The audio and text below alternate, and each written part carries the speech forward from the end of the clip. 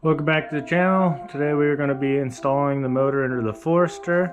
Once you get the car jacked up, jack the transmission up. Just be careful with the automatics. There are sensors in that oil pan, so you don't want to mash them in or anything like that or ruin them. Go ahead and get your motor all ready to go. Lower bolts come in through the bottom. Just finesse it in, and then once you get it in, go ahead and tighten this one up and one of the bottom ones, or even on the other side as well. Okay, where I'm at right now is I got these two bolts in for the bell housing. I got one bolt in to the torque converter.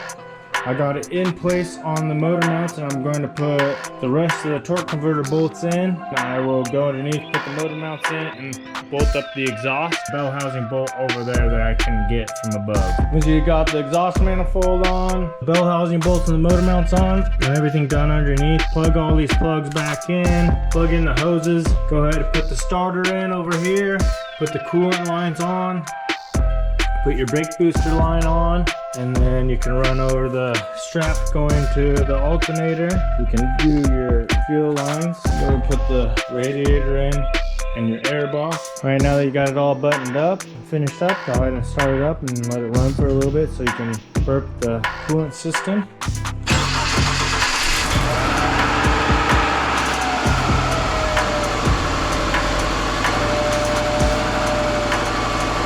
That's how you simply put it back together. It's all buttoned up, ready to go. Thanks again for watching, and we'll catch you guys in the next video. If you haven't yet, like and subscribe.